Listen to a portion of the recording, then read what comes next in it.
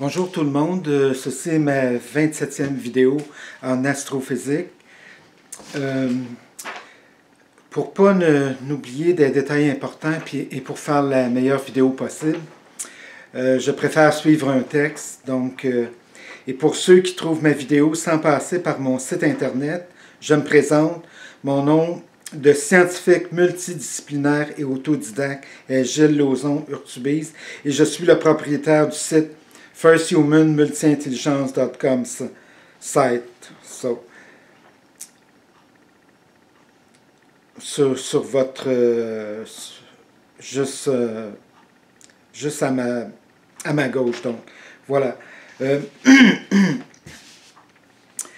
Comme vous le savez, le titre de la vidéo c'est Univers, est-ce qu'il est éternel? C'est certain, pour moi il est éternel, donc selon mes résultats d'études autodidactes qui sont en grande partie en astrophysique et un peu en chimie, de 5 ans et 8 mois, à partir du début février 2014, à partir de zéro connaissance particulière là, en astrophysique et en chimie, sauf mes cours du secondaire, donc qui sont très loin. J'ai réussi à inventer et ou à produire entre 50 et 100 nouvelles théories ou plus en astrophysique. Ces études m'ont mené à inventer et ou produire une quantité suffisante de théories pour réussir à décoder le fonctionnement de l'univers à l'échelle macroscopique. Et pour réussir à expliquer l'origine de tous les objets de l'univers ainsi que leur mode de formation, comment ils se forment donc, ainsi que leur mode de fonctionnement une fois qu'ils sont formés, et les circonstances ou les conditions qui les mènent à l'une ou l'autre des différentes morts possibles, donc de tous les objets de l'univers, et beaucoup d'autres choses particulières à chaque type d'objet, mais que je révélerai seulement après le dépôt de mon brevet pour un vaisseau spatial extraordinaire. En conséquence, les résultats de mes études autodidactes, qui sont en grande partie en astrophysique et un peu en chimie, ils me mènent vers une conclusion incontournable qui est celle que l'univers est éternel. Et pour plusieurs des raisons qui suivent. Donc, 1. Le concept de pensée magique accommodante et délirante du Big Bang ne s'est jamais produit. Pour moi, ce concept est tout à fait ridicule et je le rejette totalement. 2. Tous les atomes de tous les objets de l'immense univers que nous sommes incapables de mesurer en termes de dimension, donc tous ces atomes ne peuvent pas être comprimés dans le volume d'un seul atome, pour ensuite éclater par pensée magique accommodante et délirante pour produire le Big Bang. C'est tout à fait ridicule. Donc, et encore moins pour produire par pensée magique accommodante et délirante l'immense quantité d'objets qui est incommensurable en termes de nombre et en termes de volume global qu'ils représentent. Donc, de sorte qu'il faut être considérablement abruti, ignorant ou délirant pour accepter une telle absurdité qui est elle aussi incommensurable. Donc, 3. L'univers est l'ensemble de tout ce qui existe. Et il n'a absolument rien en commun avec les organismes vivants. De sorte qu'il ne peut pas naître à partir du concept le plus ridicule et délirant de l'histoire, qui est celui du Big Bang. 4. Et encore moins de naître pour ensuite mourir et renaître à nouveau, et ainsi de suite, comme certains groupes d'esprits délirants essaient de le faire accepter ou de le faire croire, ou de le présenter comme une chose possible. Donc. 5. De sorte que l'âge de l'univers de seulement 13,8 milliards d'années est ridiculement faux. Et 6. Pour beaucoup d'autres raisons que je divulguerai après le dépôt de mon brevet pour mon vaisseau spatial extraordinaire et aussi de mon appareil exceptionnel qui est capable d'une première génération, qui est qui est capable de produire 3 technologies gravitationnelles extraterrestres. Donc les 3 d'une dizaine de technologies possibles. Et peut-être de mon appareil exceptionnel d'une 3e génération qui sert à produire beaucoup plus facilement les 10 technologies gravitationnelles extraterrestres. Donc, je verrai à ce moment-là ce qui sera le mieux de faire. Donc, nous verrons en temps et lieu. Donc, de sorte que cela... Je comprends que l'univers est très complexe et que beaucoup de gens croient qu'il n'est pas éternel. De sorte que cela est une autre preuve d'une totale incompréhension du fonctionnement de l'univers à l'échelle macroscopique de la part de tous les autres astrophysiciens avant moi. Et des immenses difficultés là, que ça représente là, et de complexité à surmonter avant que les autres astrophysiciens avant moi puissent commencer à décoder petit à petit le mode de fonctionnement de tous les objets de l'univers, pour ensuite être capable de commencer à former différentes théories jusqu'à ce qu'elles deviennent satisfaisantes et en accord les unes avec les autres.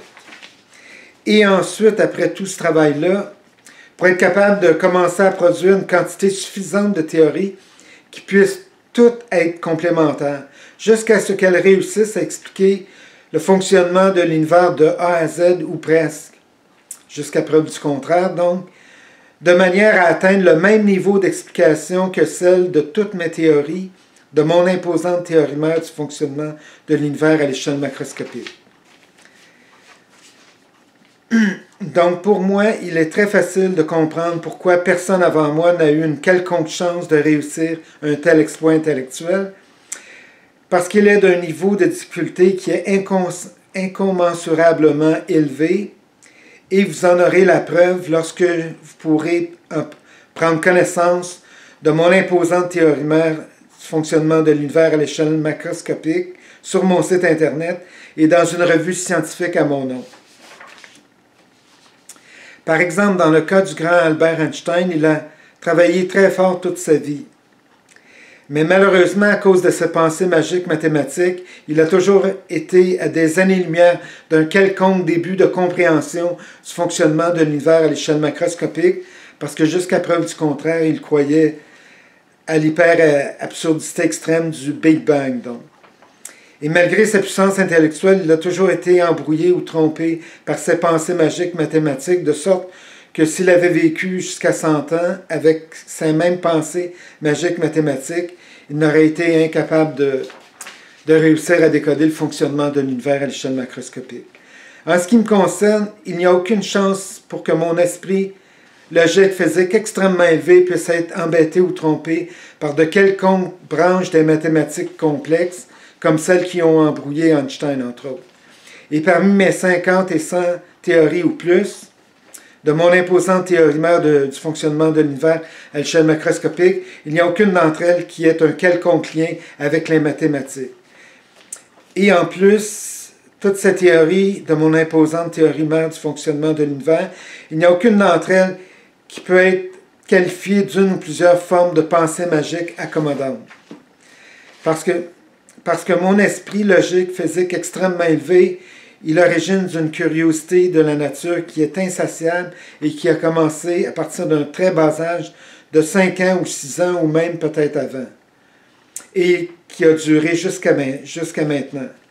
De sorte qu'à partir d'un très bas âge, je me suis trouvé à assimiler une grande quantité d'expériences et de relations de causes physiques à effets physiques pour comprendre le plus possible le fonctionnement de la nature et dans certains cas de réussir à les comprendre.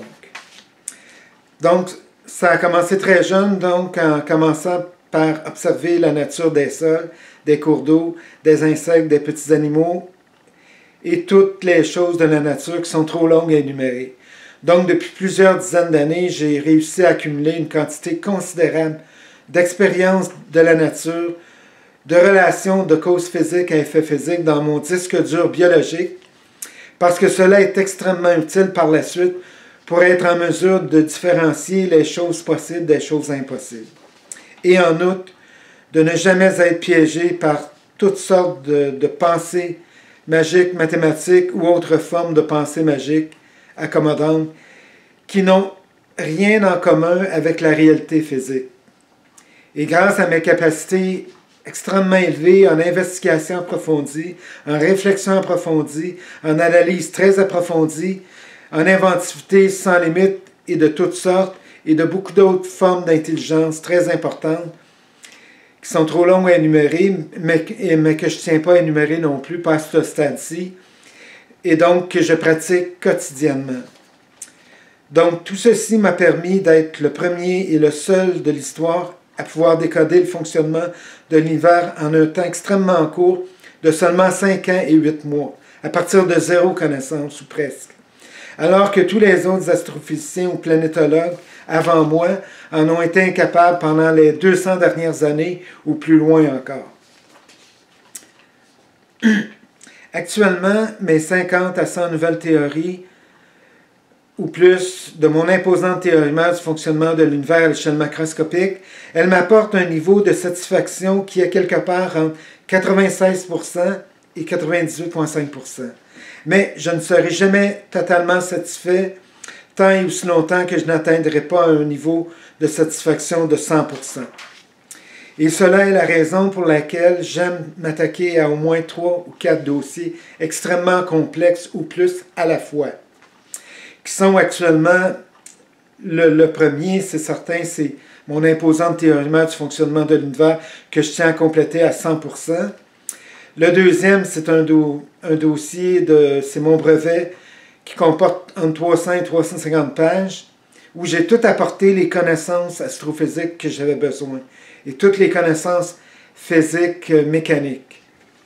Donc, par contre, pour pour mon vaisseau spatial extraordinaire, par contre, ce qu'il me reste à faire, c'est de trouver le financement pour finaliser le meilleur brevet possible avec des agents de brevet qui vont compléter et finaliser la protection de mon brevet à un niveau qui est le plus haut possible, j'espère, et jusqu'à 100%, si possible. 3. Un dossier personnel extrêmement important qui doit être complété après la COVID-19, parce qu'il nuit considérablement à mes productivités intellectuelles de toutes sortes, ainsi que physiques, et que pour des raisons personnelles, je ne tiens pas à dévoiler pour le moment. Et parce que, d'autre part, je suis le seul de l'histoire à pouvoir le résoudre. Donc, à pouvoir indiquer à des médecins les chirurgies que j'ai besoin, en toute sécurité, en accord avec eux, et jusqu'à ce que je guérisse complètement. Donc. 4. Un dossier pour produire un site Internet social ou réseau social qui est le plus protecteur de l'histoire pour tous les membres de la société, mais qui va aider aussi à protéger l'environnement, les animaux et une quantité de choses importantes qui sont trop longues à énumérer et qui sont extraordinaires, entre autres qui vont promouvoir la paix dans le monde. Donc, et beaucoup d'autres choses qui sont trop longues à énumérer, donc voilà. 5. Beaucoup d'autres dossiers en parallèle qui sont les cancers de l'homme et de la femme. Évidemment, je tiens à étudier les cancers à fond pour éviter d'en être victime et en premier et avec le plus d'intensité possible. Parce qu'après avoir réussi les cancers des hommes, je pourrais m'attaquer à ceux des femmes. Donc évidemment, c'est préférable de régler le cas des hommes vu que je suis un homme. Comme ça, j'aurai la chance de travailler sur le cancer des femmes par la suite ou en même temps, selon les collaborateurs que j'aurai et selon le centre de recherche que j'aurai. Donc, 6 et 6, donc beaucoup d'autres dossiers en parallèle qui sont de moindre importance, mais que je tiens absolument à résoudre à partir du moment où j'aurai des collaborateurs de plusieurs compétences et sous ma direction. Et donc, une quantité de dossiers qui sont trop longs à énumérer parce que je suis une machine intellectuelle extrêmement puissante et de très loin supérieure à tous les cerveaux humains, ainsi que tous les ordinateurs domestiques et ainsi que tous les puissants ordinateurs de la planète réunis. Et comme preuve incontestable de cela, c'est mon imposante théorie du fonctionnement de l'univers à l'échelle macroscopique que je publierai à la suite du dépôt de mon brevet. Vous en aurez la preuve c'est extraordinaire ce que j'ai produit, c'est incroyable. Et j'ai extrêmement hâte que vous puissiez en prendre connaissance. Donc, en conclusion de cette partie de texte et de cette vidéo, si tous les gouvernements du monde entier investissaient entre 1000 milliards de dollars et 5000 milliards de dollars ou plus dans tous les autres cerveaux de la planète, ces derniers seraient tous ou collectivement incapables, en plus de tous les ordinateurs, ces derniers seraient tous ou collectivement incapables de produire des travaux comme ceux que j'ai réussi à produire jusqu'à présent en seulement 7 ans et 2 mois environ.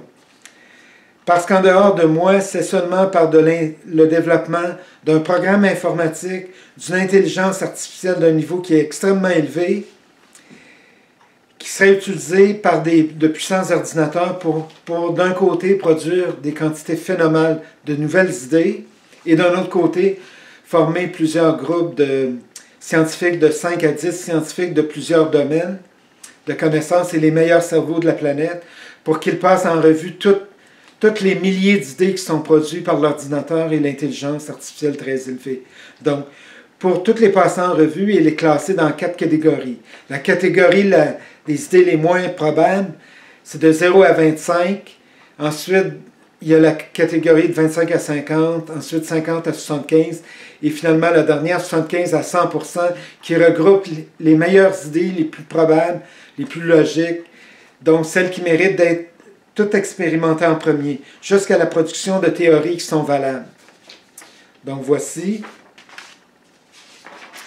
De plus, à travers mes études autodidactes en astrophysique et un peu en chimie, de seulement 5 ans et 8 mois, pour avoir réussi à décoder le fonctionnement de l'univers à l'échelle macroscopique, pendant tout ce temps, il n'y a eu aucun mystère que je n'ai pas réussi à décoder ou à résoudre.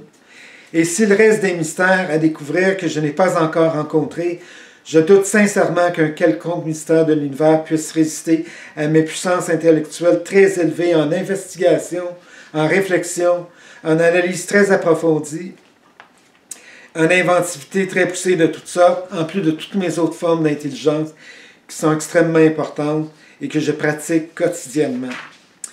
Parce que jusqu'à présent, j'ai toujours réussi à décoder ou à résoudre pratiquement tous les mystères que j'ai rencontrés, et seulement dans quelques cas, dans une petite quantité de cas, à fournir au moins une explication satisfaisante ou plus.